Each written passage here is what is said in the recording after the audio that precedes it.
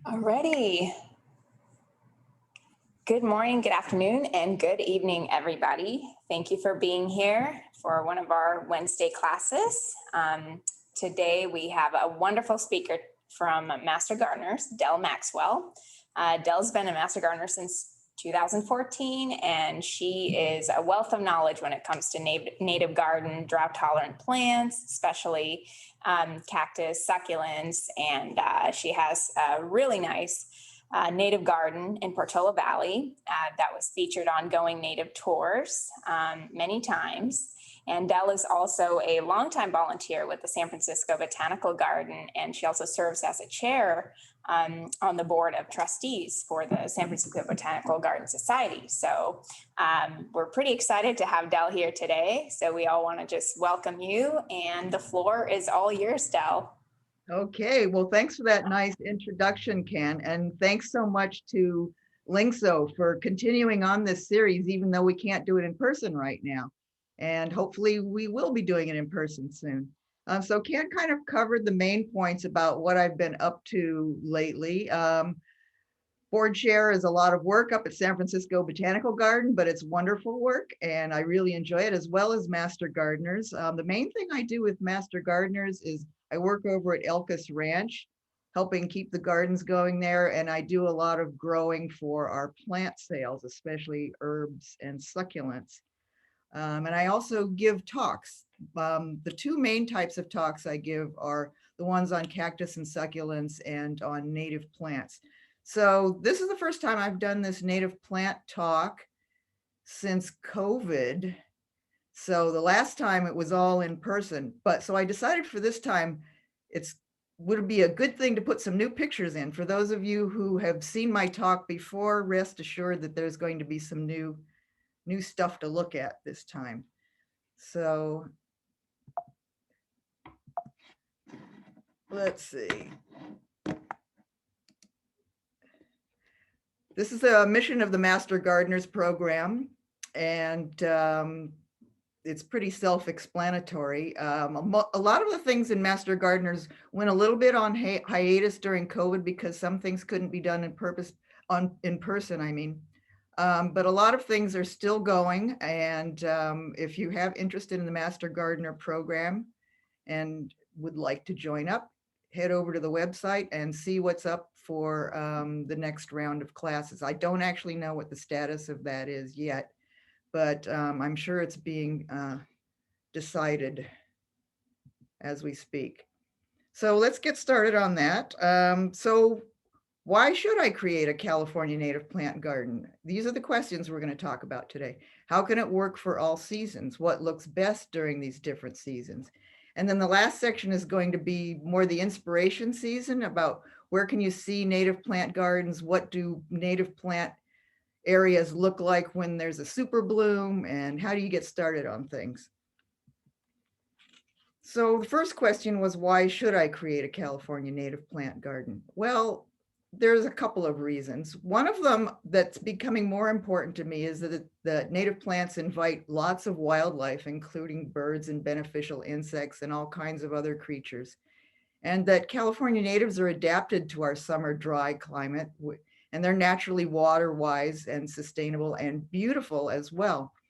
And depending on who you talk to, there could be 6,500 species if you get the info from the California Fish and Wildlife website, or according to CalScape, last time I looked today, 7,988. So we're still counting how many plant species that we have. It's just kind of astonishing how many beautiful plants there are to choose from. So personally, this is why I have a native plant garden. It gives me a sense of authentic place and natural beauty in my local environment. And it's creating a habitat for insects, birds, and animals. I spend so much time just sitting on my patio, listening to the bees buzzing and watching the hummingbirds and all of the birds coming to my water basin and the bird feeder, and just watching the plants change over the season. It's the most wonderful thing. And it gives you a sense of the natural rhythms of how the seasons progress. And California is different from other places. I imagine some of you may have moved here from other places. For example, I lived half of my life on the East Coast, and so the plant life is completely different there. And sometimes we have the desire to kind of create what we grew up with in a new place, and maybe that's not the right thing. Maybe adapting to where you live is the right way to go. Anyway, here's one reason for birds. I don't know if you can see there, but there are tiny little baby quail at the bottom of the screen with dad sitting on the rock. That was from my garden. This is a picture I took up in the High Sierra Trail with Erysimum and swallowtail butterflies. This was early season, summer season up there.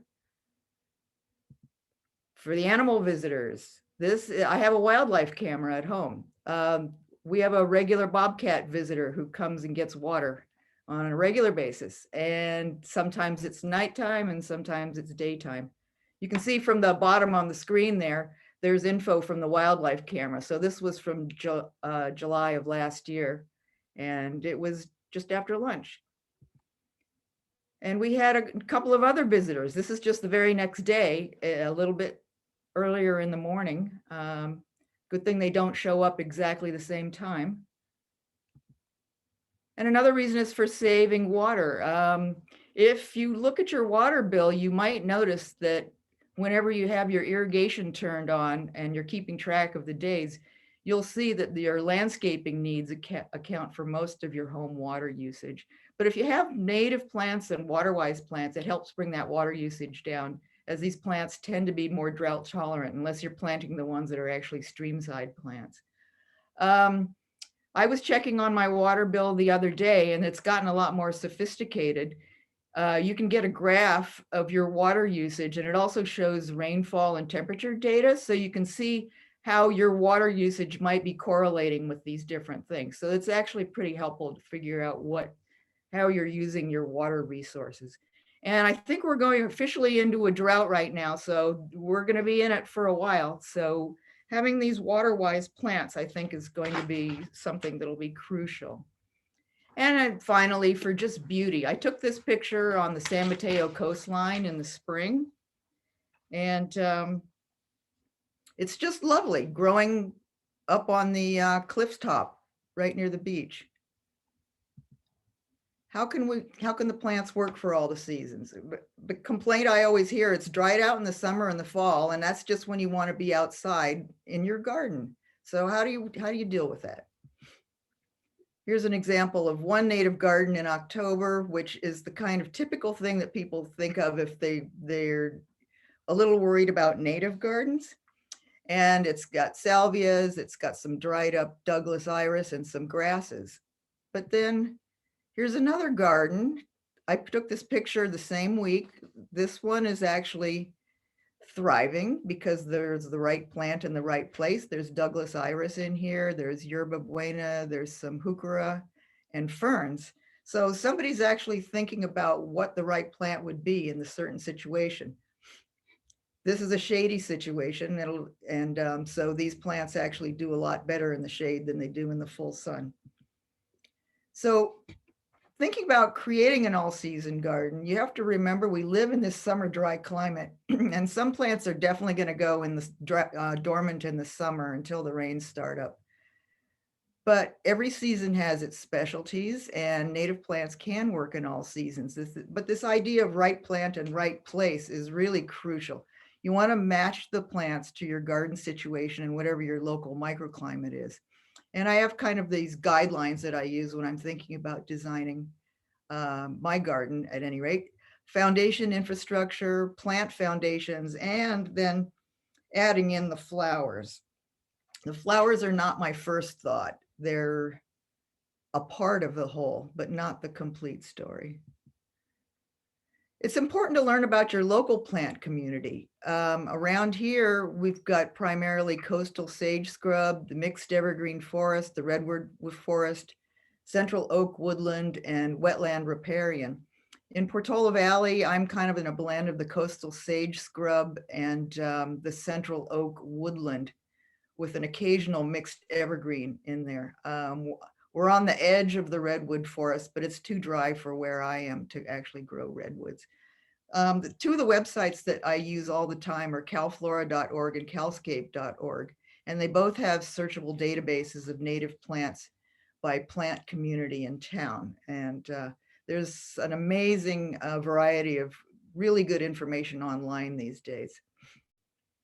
So I'm going to give a plug to calscape.org, which is created by the California Native Plant Society. And that website is just getting better and better day by day. Here are a few things that they have on there. That if you type in the name of a plant, you'll see a range map showing what its native habitat is, the description, what its natural setting is.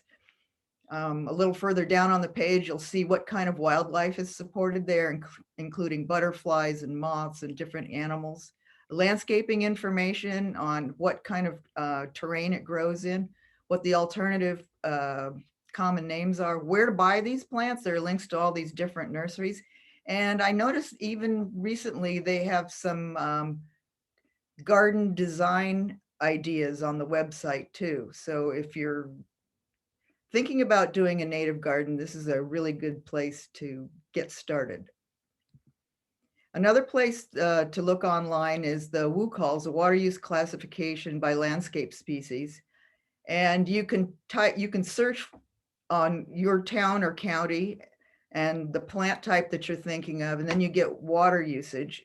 So you get all kinds of information on what the right plant for the right place might be for your absolute local neighborhood. So the foundations thing, I'm thinking more about what are the bones of your garden. It could be the walls, the paths, the seating, the infrastructure, things that look good all year. And the size of your garden will determine what foundations are actually appropriate for you, because it's not one size fits all. Every garden is unique. And the design can be informal, formal, geometric, naturalistic, whatever you prefer. You know, native plants are like any other plant. You can put them in whatever style you want according to your needs and desires. So here's a few examples. This is my old garden before I redid it. And so this is a large garden. This is like an acre. So the foundation of this garden was the idea of paths, beds, and a view off to the south. And here's another example of paths and beds, but on a slightly smaller scale. This is a small public pollinator garden in Palo Alto on Gwynda Street. It's not big at all, but it's a charming little garden and uses that same idea of paths and beds. Pardon me if you see me looking down sometimes. I've got some notes that I'm looking at here. The two main plants here are Erysimum and Heterotheca, both of them with yellow flowers. This is not actually in California. This is at the Lady Bird Johnson Wildflower Center in Austin, Texas, but this is Texas native plants. But I really liked the idea of how they set up the demonstration beds in the garden, showing different kinds of plants that can grow. And I've also seen this bed design used in other gardens in California. Here's a little piece of infrastructure. It's a trellis. I just took this picture a couple of weeks ago down at Santa Barbara. The last time I gave this talk, there weren't any plants growing on the trellis, which is made up of manzanita branches. It's an entryway to a little maze that kids go walk around. And a fence and a rock. The rock in the background kind of anchor the plantings behind it. This is the native plant garden over at Tilden Park. If you haven't been there, check it out. It's a wonderful native plant garden, and it has all different kinds of habitats from California represented there. And I'll show a few more pictures from there, so you'll get an idea of what it looks like. I thought this was a really cool kind of a fence. It's just made of welded rebar. This is not in California. This is at the Royal Botanic Garden in Edinburgh, but I thought it was such a great idea. I decided to put it in my slide set. This is at my garden, and I have a wall and a water basin. Water basins are crucial for having the animals come in, as you saw in some of those previous pictures. And since I'm a plantaholic too, I tend to have pots all over the place. So for plants that are not native plants, like I have a lot of succulents and other things, I just put those in pots. And then I can water them separately and not worry about them. Oh, here's a visitor that I had to that very same water basin. I think this is actually a Cooper's hawk. And I had a wildlife camera set up pointing at this water basin too. We have 3 of them around on the property, so there's always something interesting to look at with the creatures. I have a bird feeder. This one has a number of goldfinches on it. They tend to like this Niger seed, and I have this kind of close to the water basin, and it's next to a big bush. So the birds have a lot of things to do in that narrow area there. And the finches adore the native salvia seeds once they're ripe. They hang on the salvia plants upside down and pick the seeds out for hours and hours and hours. Oh, here's a little fountain here that I found at the Gamble Garden native plant area. Gamble Gardens in Palo Alto, if you haven't been there. And there's a really nice little native plant area near the parking area there that they've just created in the last few years, and it's growing in quite nicely. But there's something wonderful about a fountain. This is just a simple one. It just bubbles up. And so not only do birds get to drink out of it, but you can just sit there and listen to the lovely sound. This is also at Tilden Park, and it's the idea of rock steps and a walkway with native plants nearby. There's some dudleas up on the right and a low-growing manzanita on the left. This is one of the things I kind of like this rustic style. And so if you have a place that has downed wood and a little bit of skills with hammer and nails, you can make a wonderful thing, a gate or a fence that looks like this. This is at my house, and I have a lot of manzanitas growing. And this is, again,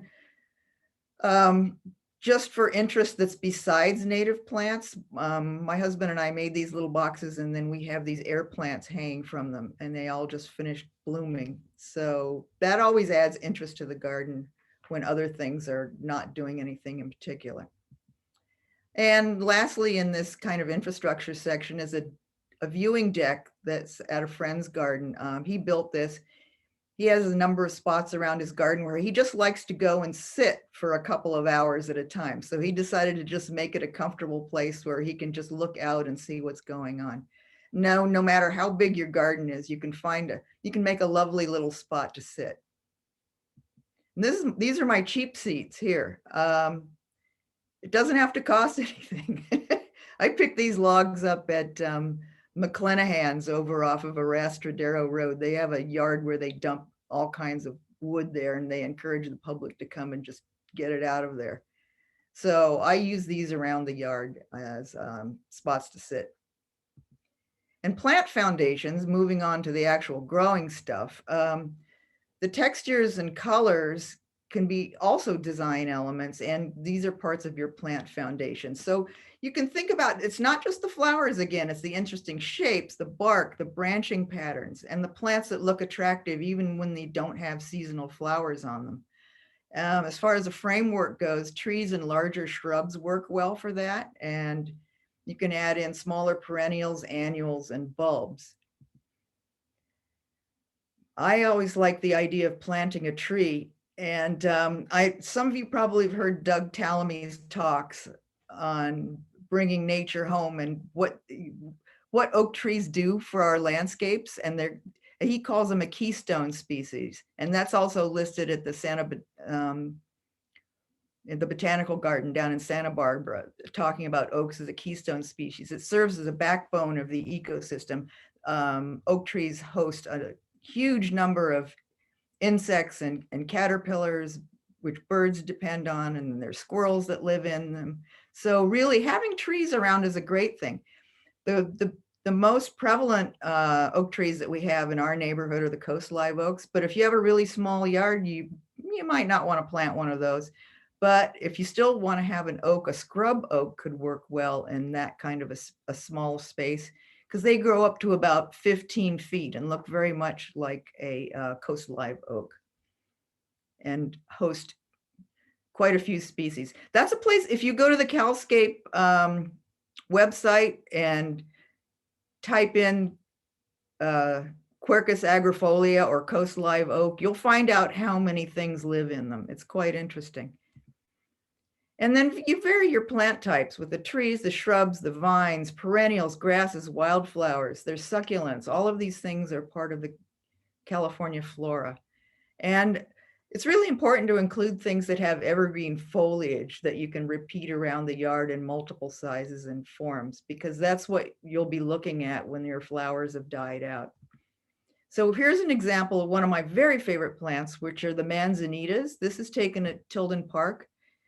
And manzanitas are evergreen. They flower mostly in the winter. I'll have some more pictures showing you when the flowering times are. But when there aren't any flowers on them, they are just completely gorgeous. The bark is beautiful. The shape is beautiful. They can be pruned into these magnificent shapes. It's really a wonderful foundation for your garden. Here's one in my yard in the wintertime. This was, I think, January of last year. It was almost like a snowstorm with the blossoms there. And it attracted so many bees, including a lot of the native bees. This is my current garden, and the foundations here are that you can see in the background, there are oak trees.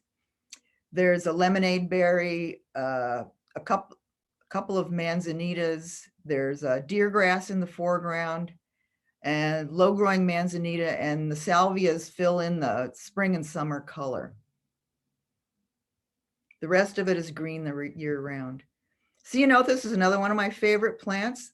This particular picture shows two different kinds of ceanothus. This picture I took down at the power plant that's south of Santa Cruz. Oh, what's the name of that place? Oh, Moss Landing. Yeah, and these two ceanothus have different blooming periods. So the one on the top obviously starts earlier. That was in March. And then the one below it that has the larger leaves would be blooming about a month afterwards. So you can extend your bloom period by using different varieties of these same kinds of plants. The sugar bush is a great large shrub, which is prunable and quite beautiful, and also has flowers in spring. These ferns are lovely. If you have a shady garden, you can grow something like this. I took a picture of these at the Jasper Ridge Biological Preserve, which is run by Stanford back in February. And if you get a chance, see if you can make a reservation to get a guided tour through here. It's really pretty wonderful. They have docent-led tours, although I don't know if they're back in operation yet. But this will give you an idea of what an intact native habitat looks like. So this is at the San Francisco Botanical Garden, one of our signature trees in the native garden, which is a buckeye. And I took this picture when it was in the dormant phase and it had lost all of its leaves, but it's such a beautiful shape that it doesn't matter whether it has leaves or flowers on it. It's just gorgeous to look at. Buckeyes are kind of funny in that they are very sensitive to drought stress, and they drop their leaves.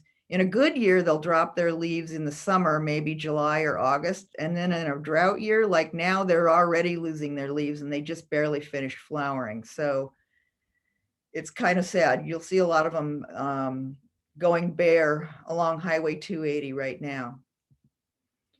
I took a picture of these buckeyes. It's the same tree just down the street from me in Portola Valley. So you can see the beautiful structure on the left, and then on the right, what it looks like when it starts to fill in with the leaves. This is my roof garden, and the basic form in the roof garden is grass. There are a number of there are about 6 different grasses up there of different sizes and colors. And so even when these wildflowers are not blooming, the grass looks lovely. The color palette changes through the season. I'm just moving into the pink ones now. The blue ones are the ones that are just finishing up. They're the first bloomers. And I also have a number of native bulbs in there that are coming up right now. These 3 pictures are of shrubs that you can use for foundations. I just took these pictures recently.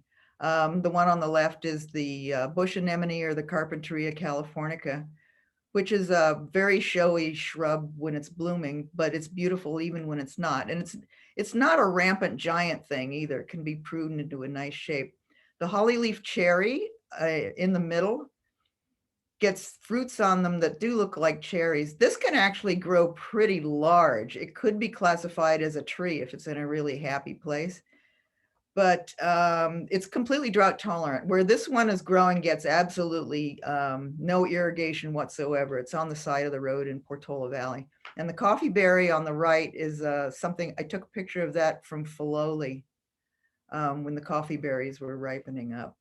And that's another shrub that's very easy to keep pruned and beautiful and looks lovely all year round. There are forms of it that are very low growing, so you can almost use it as a ground cover or also a really large shapeable shrub. So after you've gotten thinking about things in the sort of the larger scale, I think about like adding the flowers in and thinking of the other things that go along, like berries and seeds and all of that, which also has to do with bringing the wildlife into the garden. So, and since flowers are ephemeral, you have to plan for change from season to season. You can combine the perennials and bulbs and annuals and all kinds of things. And, you know, if all else fails, you can have some nice pots and pick up whatever is blooming at the local nursery and put that in if you're longing for some color when everything else doesn't seem like there's much happening. So what does look best in the different seasons? I'll just give you a few visual examples. So let's start with winter. So this is the Refugio manzanita, and this is the earliest blooming one that I have in my yard. It usually starts in December and goes through January. And as we progress a little further into the winter, this Dr. Hurd manzanita starts in January. This one also has white flowers on it, and that'll continue blooming for about another month. So we've got 2 months of flowers already with manzanitas. And then it's other kind of manzanita. There's this pink flowered, low growing one that I found over at the Pulgas Water Temple off of Cañada Road. And this pink flowered one blooms late February to early March. So we're already getting into the 3rd month of manzanita blossoms. So that's actually a fair part of the year that you can have a flowering shrub, and it's winter and spring, which is really kind of wonderful. So the Oregon grape is a nice looking plant no matter what. There's yellow flowers, and then that's followed by blue berries. This one's from my yard. Very drought tolerant. That one survived our ripping out the old garden and putting the new one in without having water for 3 years, and it's growing just fine now. Ribes sanguineum is one of my absolute favorites. This is more of an early spring shrub, and it works really well as an oak understory plant, and it really brightens up dark areas. It's moderately drought tolerant, although it could use a little bit more water than some plants, but it'll do okay in a low water situation. So we have the hummingbird sage and Douglas iris together. They tend to bloom around the same time. This is another plant that does well under oaks. That's one of their natural places to grow. At my house, I have these under one of my coast live oaks, and it gets 0 irrigation. So it looks pretty glorious in the springtime. The hummingbird sage tends to look a little crispy during the summer. So I just sort of ignore it at that point and look at the oak tree. Ceanothus is, like I said, is another one of my favorites because the foliage is on the plant all year round, and there's so many different varieties of Ceanothus that you can get all these different types of foliage, from large soft leaves to really small spiny ones. The Anchor Bay one works really well for me because it's hardy and it's deer resistant. And I've had some of these on our property that have gotten 0 irrigation, and they're doing fine. I just took this picture this year because this one's magnificent. If you live in a place where it's a little bit cooler and foggier, like San Francisco, the Western azalea will do well for you. It wouldn't grow at my house. This one is incredibly fragrant, and so it's just a delight to walk past it. This particular plant's about 8 feet tall, It is deciduous in the winter, so you'd have to consider that, but it is pretty amazing. The redbud is another one that's fabulous in the spring. My redbuds just finished blooming and now have the seed pods on them. This one, I took this picture off of Highway 5 at a rest stop up near the Oregon border, and it was the biggest, most beautiful one that I'd ever seen. These do well without irrigation too. There are plenty of them in Portola Valley that are not being irrigated at all. They are deciduous too. I love these sort of corms and bulbs because they provide these little pops of colors that could just come and go in the springtime. So this is the firecracker bordea, and it's a good understory plant, and it's magnificent when it pops up and then it just disappears and the leaves die down, kind of like daffodils do, except a little more subtle. This picture I took over at Gamble Garden in their native garden area. I have these at home, but unfortunately the deer ate them all this year. So Matilia poppies are great too. There's a wonderful stand of these in Golden Gate Park that's 100 feet long and 50 feet wide. And when they all bloom, it's totally amazing. These are pretty easy maintenance. They're such easy maintenance that the highway transportation folks plant them on the side of Highway 280 and just kind of leave them alone. I think the water truck goes by once a month or something like that to water them. They will travel underground with runners though and pop up in the garden. So you have to keep after that a little bit. Salvia is one of my favorites. Salvia clevelandii in the background and Winifred Gilman in the foreground. And let's see. Winifred Gilman has a reputation of being a little more troublesome to grow, but it's definitely worth it. Santolina is what the yellow plants are in the bottom of that picture. Santolina is actually a Mediterranean plant. It's drought tolerant, but not a native. So here's another picture of the Winifred Gilman sage with some grass with the Festuca idahoensis near it. And as I mentioned before, the birds adore the seeds from these. Poppies in my yard, we have had a poppy invasion for the last 10 years where the whole gravel area gets completely covered by them. And it's magnificent. I took this picture at Carrizo Plain a few years ago when there was a super bloom going on.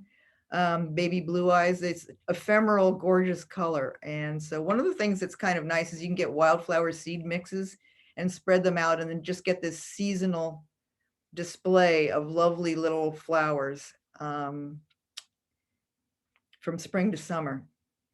A little bit further on in the summer, buckwheats are really good. These are excellent wildlife plants. Again, if you go to the Calscape website, you'll find out how many creatures depend on buckwheats.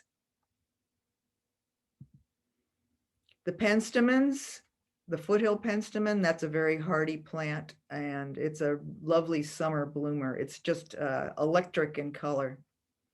This one is pretty drought tolerant. It actually spreads fairly easily if it's in a spot that it likes. So this one, you know, we're moving into fall here. The Erigeron glaucus or the seaside daisy blooms quite nicely at that time of year when you're not expecting a flower. And this is at the UC Berkeley Botanical Garden. They have a couple of areas there that show off native plants. So that's definitely worth going to check out. And the Clematis lasiantha or the pipestem clematis. This is just the picture of the seed heads here, which are much more spectacular than the flowers are. And the seed heads stay on there a long time. So they're quite lovely. Next, we have another buckwheat, the Santa Cruz Island buckwheat, which is a really big one. Birds and butterflies enjoy this one. This is at Tilden Park. In fall, there's the California goldenrod. This one can be invasive, but if you put it in a spot where you want it to be invasive, all is good. This one attracts a lot of bees, including our native bees. It's not the same as ragweed, which has that terrible reputation for causing allergies, but I suspect some people might be allergic to this one too. The California fuchsia, or the epilobium, blooms in the fall. It starts in late summer, maybe August, and then it'll bloom all the way until it starts to rain and get cold. And it's just amazingly brilliant. There are a lot of different varieties of this. The tall one is the Catalina one, and that is probably the most aggressive growing one. So I'm always keeping after it, pulling up little stems, because it spreads by runners too, to try and keep it into a nice big, beautiful mounded ball of plants rather than having it pop up in the beds everywhere. Another thing to think about are you get berries in the fall. We get seasonal birds coming through to get the toyon berries. Western bluebirds and cedar waxwings, the whole bush will be full of those birds in the fall, which is just wonderful to watch. Actually, for I don't know if anybody's noticed it, but if you're driving up 101 and you're just going past South San Francisco and you look towards the left, and there's going up the mountain there, and you can, there's a whole stand of toyons that are magnificent in about November. They're just covered with orange berries. Usually you don't notice stuff like that, but when the berries are out, it's really gorgeous. And this is another one of my favorites because this one blooms all year and it's tidy. It grows in a mat. It'll get a couple of feet in diameter and about 6 inches tall. And it looks really great with plants like the California fuchsia, where you can have the orange and the yellow all together at once. It just gives this lovely fall feeling. This one's pretty drought tolerant too. So, inspiration. Where do you look to find native plant gardens? How do you get started on your own? So, I guess one of my favorite things to tell people is to just look around in your neighborhood, see who's growing what. Look at the native landscapes, pay attention, see what animals like what, see what attracts birds and butterflies. You can visit the local botanical gardens, local nurseries. They're always worth a visit in each season of the year. They usually have their most amazing stuff around March. That's when all the deliveries come in. But if you want to have a garden that blooms all year, you probably need to check in on them in July and August and November and all of these other times to see what else is available. And the native plant garden tours are really excellent. They've all been done virtually this year, but hopefully next year we'll get back to being able to do that in person. Although it's still really amazing to be able to see these things on Zoom as well. So I would suggest going to some of the websites for the native plant tours and checking those out because they've been recorded. So here's some beautiful pictures to get started on being inspired. So this was from a super bloom a couple of years ago, and these giant bush lupins were blooming just on the side of the road. Nobody takes care of this stuff. It just grows. But you could adapt it to your own garden. Same super bloom year at Carrizo Plain, the most amazing wildflower display I've ever seen. Unfortunately, this year there was nothing. I kept checking the wildflower hotline, but we didn't have enough rain for anything to happen. So it just looks like a desert without rain.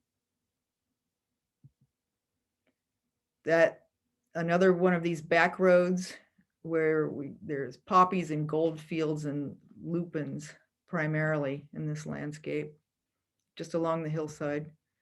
Fiddleheads, gold fields, lupins.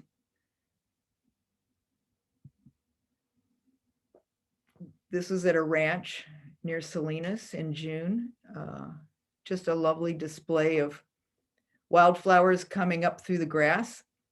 Nobody planted them, they're just there.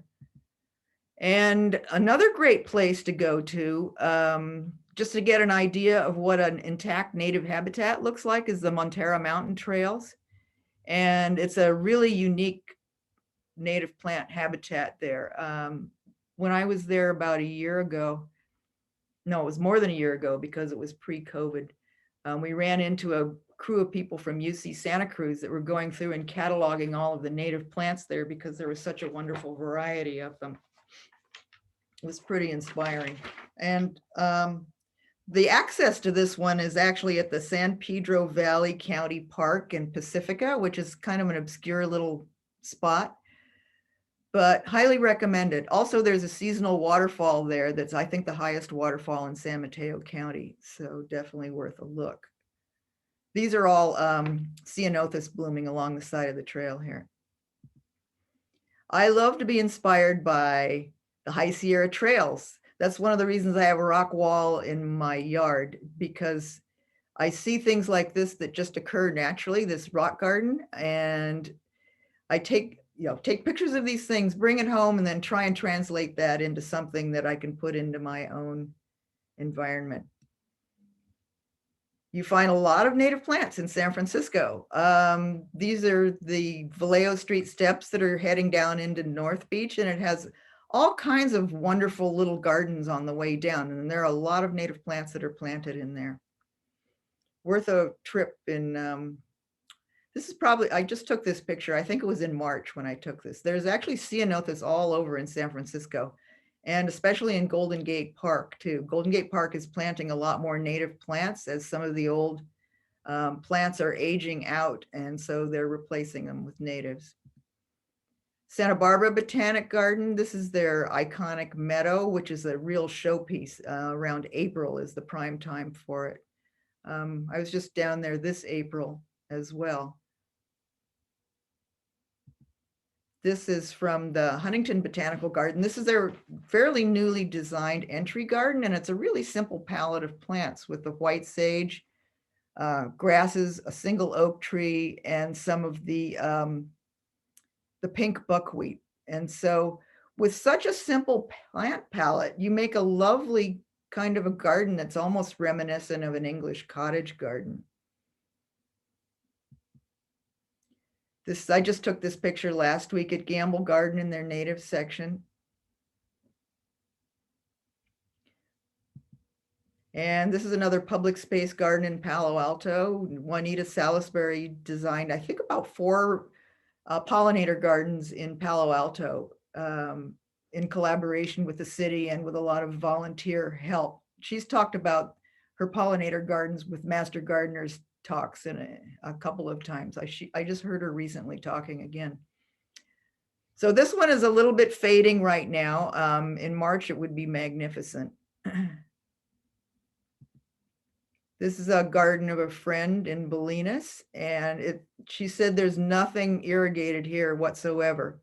Most of the greenery in here is the dwarf coyote brush, the prostrate type, and it does really well in a seaside climate. So that's an example of the right plant in the right place, because it thrives in these fog drip areas, and you don't have to do anything to keep it going. And it naturally forms that shape. You don't have to prune it to look like that. This is a garden in La Honda, and this is Betsy Klebsch's garden. She's the person who wrote all of the salvia books. And she said that this is not irrigated at all. It's all native plants, except for there are a couple succulents in the background there that are not native. And you can see that there's coyote brush and a number of different kinds of salvias in there primarily. This garden is one from October. I wanted to just show you that you can have a beautiful garden in October that doesn't have flowers. This fellow, Josh Williams, is the manager up in Fulton at Cal Flora Nursery. And these are all Sonoma County plants. So he's actually restricted his palette even further to things that just grow where he lives. These pictures were taken by someone else on one of the native plant tours that was going on in the North Bay. And so this gives an idea of some of these infrastructure things too. You can see that there are paths winding through here. There's a fence in the background. There's a seating area with a patio with the plants surrounding it, and then sort of a sculpture in the background. So all these kinds of infrastructure things that make the garden feel inviting and beautiful. This is his front yard where he has a manzanita as the focal point, not a tree, just a manzanita. And there are a number of bunch grasses there, some lower growing manzanitas, and some juncus in the background as well, and some nicely placed rocks. And that's kind of the inspiration section. The picture section is kind of over. So I would just wanted to wind up with a few more things on where you can go and where you can get more information. So these are examples of places that you can go visit to see native plant gardens. The San Francisco Botanical Garden. Actually, I work there as a volunteer, typically on Wednesdays, helping out in the native garden. We do maintenance and planting and help out the horticulturalists there. So there are a number of there's a dedicated volunteer crew that helps there to try and keep it beautiful. UC Berkeley Arboretum has a really nice native section. UC Davis does as well as the UC Santa Cruz Arboretum. Tilden Park, as I mentioned before, in Berkeley, they also do a plant sale in the spring. Santa Barbara Botanical Garden, if you're headed south. Edgewood Park nearby in Redwood City has a lot of wildflowers, well, especially when it rains. It's a very popular place for people to walk. Jasper Ridge, as I mentioned before, you can make a reservation for a docent tour there to see native plants in a pretty pristine habitat. And some other folks from Master Gardeners told me that there's a native plant demonstration garden at the Sausalito Bay model. So I can recommend that too. The garden tours, there's the Going Native Garden Tour, which is for Santa Clara and San Mateo. Bring Back the Natives is for over on the other side of the bay. And they're still conducting their native plant tour stuff now, as a matter of fact. And I think it's each Sunday for 3 weeks. There are a number of gardens that have live tours, but you can also find the website for that. And I think all of those things are recorded and on YouTube videos, so you can take a look at them. The Yerba Buena Native Plant Society chapter does a native tour in San Francisco, and then the Sonoma Marin does one as well. You can buy native plants in a lot of places now. Nurseries are getting a lot better about supplying them because there's much more of a demand. And if you go to your local nursery and ask, then they will order these things for you. So Tilden Park has a yearly sale. SFBG has a plant arbor where they sell natives now. UC Berkeley sells native plants, as well as UC Santa Cruz. And twice a year at Hidden Villa in Los Altos Hills, the Native Plant Society sponsors and sells plants. You can go to Bay Natives in San Francisco, Yerba Buena off Highway 92 in Half Moon Bay. Right now, you have to actually call them up with your order and then pick them up outside the shop. So it's still in COVID mode a little bit.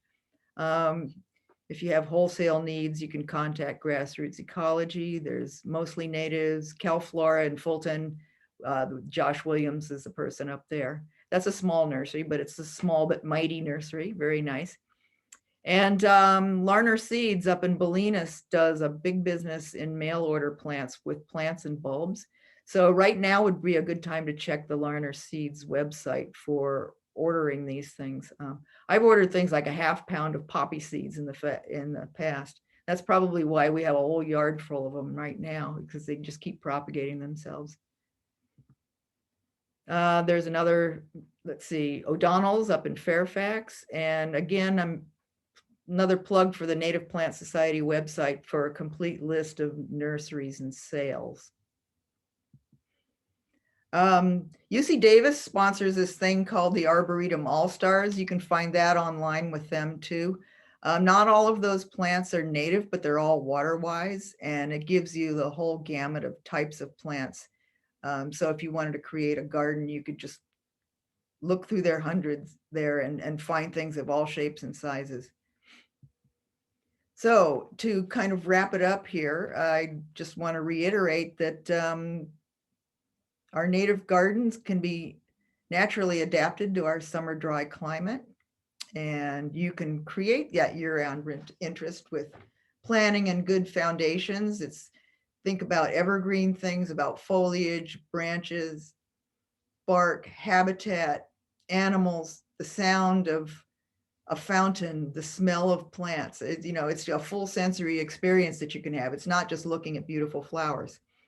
And that learning in what grows in our climate promotes you to think about sustainable gardening, a little bit more about sustainable gardening, which I think we're going to have to be thinking about more in the future with what's happening with drought nowadays, and the awareness of what our natural environment actually is and how you can feel in tune with it. And I have a list of a number of references here. I think Can make these things available to you if you want to be able to see it on PDF file. These are the books that I've been referring to over the years. Quite a few things on native plants. And I recommend Douglas Tallamy too for talking about habitat gardens. He's based in Delaware, so the plant palette that he's talking about is East Coast, but the principles actually apply out here. And he actually just gave a talk at one of the native plant tours 2 weeks ago, which was very inspiring.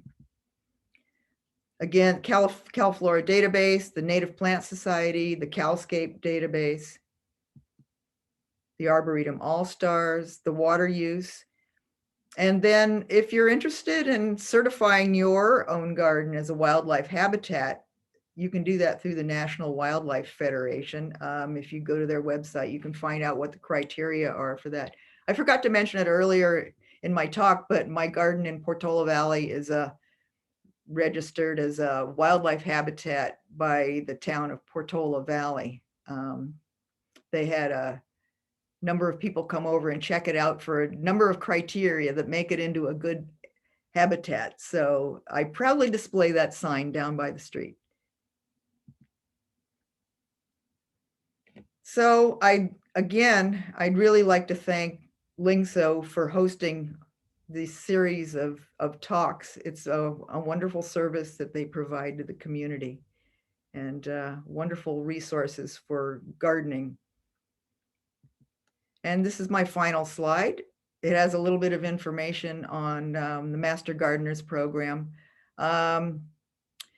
You have to check for the COVID related availability. For example, we used to do the Master Gardeners at the library at the San Francisco Botanical Garden, but we're not doing that on site anymore. Everything's done by email or phone for the moment. But again, things will open up soon. So at any rate, I would like to thank you all for joining me today, and happy gardening. Thank you, Del. That was, wow, plethora of information, really. That was beautiful pictures too. By the way, thank you for sharing. So we've got a few questions in the chat here. So I'll go back and ask some of them, and you can just sort of address the grander audience. So this question comes from Joanne, and they will be re-landscaping their backyard, and they're asking what would be a good resource for finding a landscape designer who specializes in native gardens. Oh, that's an interesting question. I think I would look at the gardens that are on the native plant tours, and I suspect that a lot of them will have information about who the landscape designers are. Absolutely, yeah. And one of the resources that was presented in the chat too is APLDE. It's a great website to go in and just kind of enter your zip code or area, and you can find a landscape designer that can specialize in California. Oh, that's good. I didn't even know that. Yeah. You might want to call around and see what their forte is, but a lot of them in the peninsula and the South Bay, in the Bay Area, really, they do a lot of native landscapes. So yeah, it's true. It's true. And the landscape design can be kind of as simple and as complicated as you want to make it. So you have to make sure that it's going to be within your budget too. So Yeah, absolutely. I know you can get established trees for tens of thousands of dollars, or you start them small and wait. A 5-gallon one for 40. That's right. Alrighty. So the next question is, you had mentioned a source called McClanahan's to pick up McClanahan. cedarwood. That's McClanahan Tree Service. They're on Arastradero Road. Okay. So it's a tree service that would just put up free. If you're just driving down Arastradero Road, like from Alpine Road heading towards over to Page Mill, that's where they have their office in their yard. And there are all these logs dumped everywhere on the side of the road. And so people always stop there and pick them up and put them in their cars and take them home. And there's sometimes a guy there with a chainsaw making chainsaw carved bears. Oh, wow. Yeah. That's a great resource. Yeah. Some of the logs they have there are obviously staged there to go off to a sawmill somewhere because they're so huge you couldn't possibly stick them in the back of your car. Yeah. It's worth a drive by. Yeah. Well, it's a fantastic reuse of the resource too, as benches and stools. Mm-hmm. So the next question is, this person has a small garden and they use crushed granite and they like the look, but the weeds keep overgrowing it. And do you have any suggestions for something else to use to keep the paths sort of not overgrown with weeds and things? Well, I wonder if it's grass that's coming up, because that's kind of the worst thing.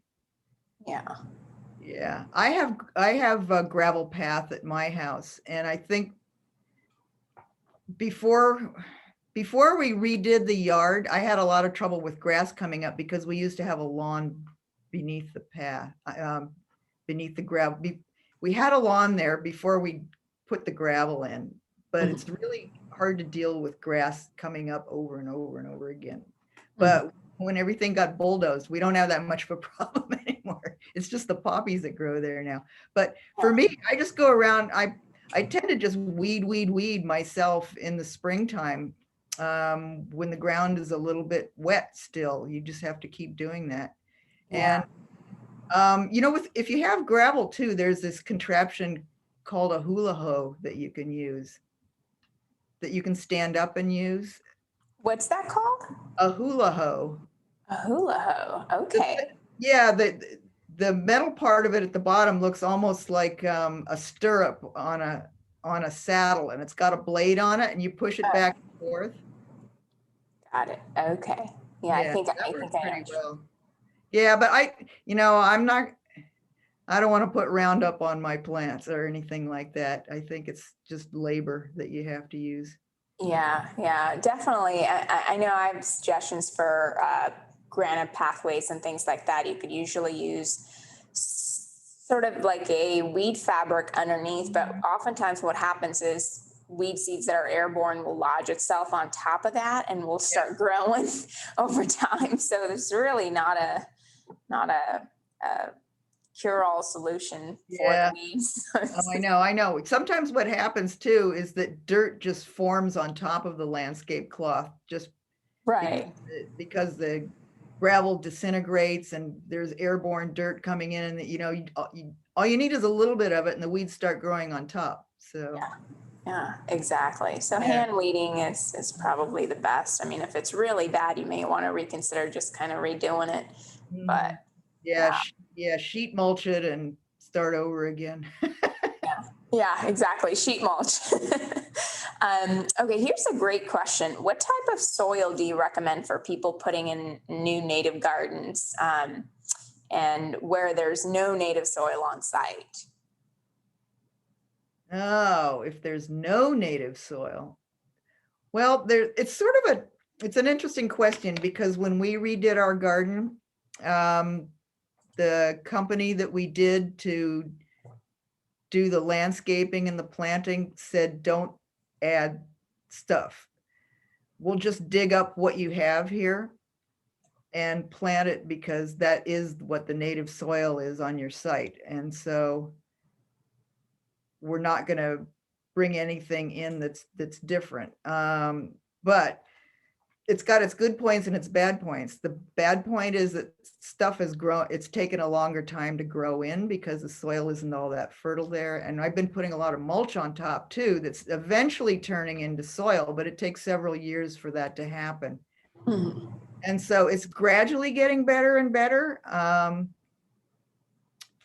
But I've also, in my other garden in the past, what I did was I made these mounded beds, and I didn't do that. I brought soil in. As a matter of fact, I got it from Lyngso by the yard.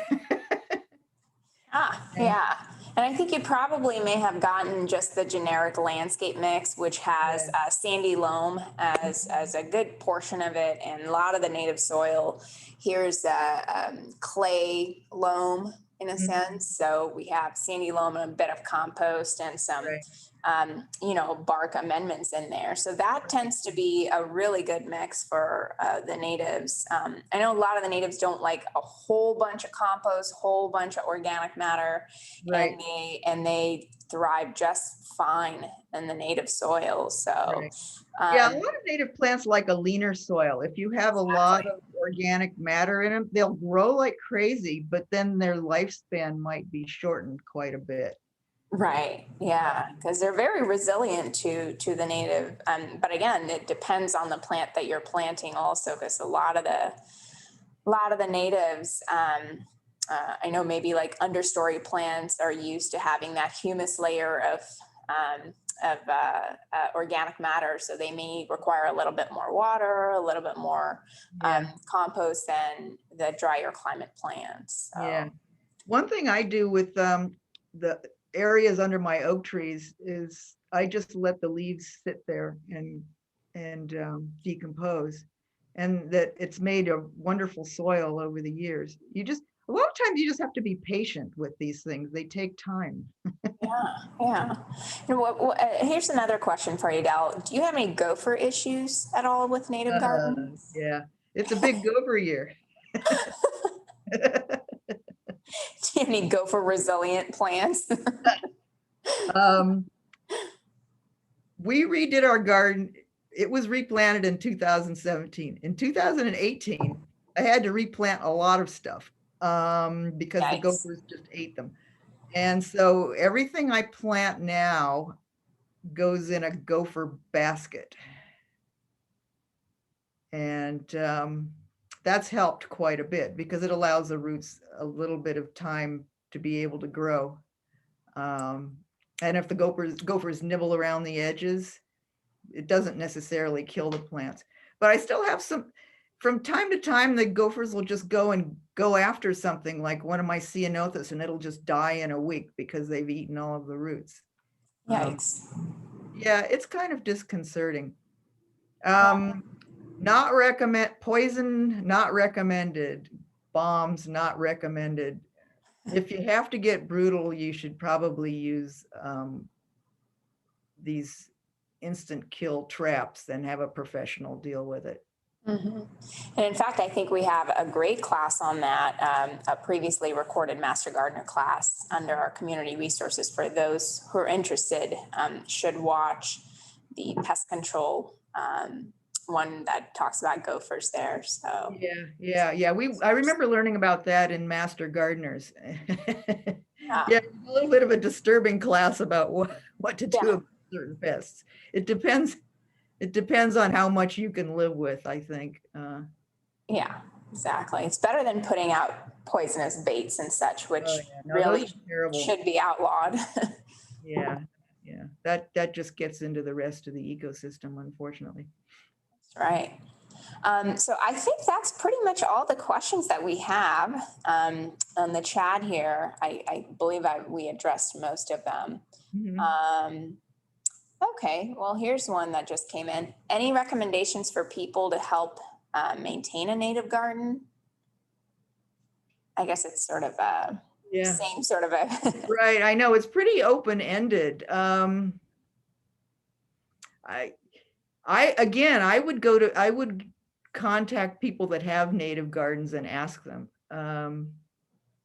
I use a landscape company that is very knowledgeable about native plants, but that might not be the solution for everybody. And other than that firm, I don't have a big handle on who the best people would be. But yeah, I would find the gardens that you resonate with. Look at some of these garden tour videos and track that information down, I think was probably the right way to do it. Yeah. And while we're on this subject, Del, could you just briefly just talk about what it takes as far as maintenance for a native garden? Do you deadhead? Do you mulch? And, just sort of like a generic upkeeps of a native garden. Yeah. Well, right now I'm mulching. And the flowers are all in full bloom. I let all of the flower seed heads ripen up on the plants so that the birds can get them. So for example, the salvias, the seed heads are on there almost till fall. And then after that, the plants get trimmed down about 1/3 to 1/2 of their size. I do some kinds of pruning throughout the year just to keep a beautiful shape. I was pruning my coffee berry the other day and just keeping things looking tidy, weeding every week, pulling the grass out that I don't like. I have a lot of native grasses, but the invasive grasses get a foothold in there really easily. And you kind of have to deal with those. If you're pulling them out, you have to deal with them when the ground is still damp because they come out pretty easily. Also working on weed whacking right now because in Portola Valley, the dry grass is a fire hazard. So that's one of these late spring, early summer things that has to be done. There are a couple of books on native plants that give ideas about when you want to prune things. I think they're listed in my book list. I know they are, as a matter of fact.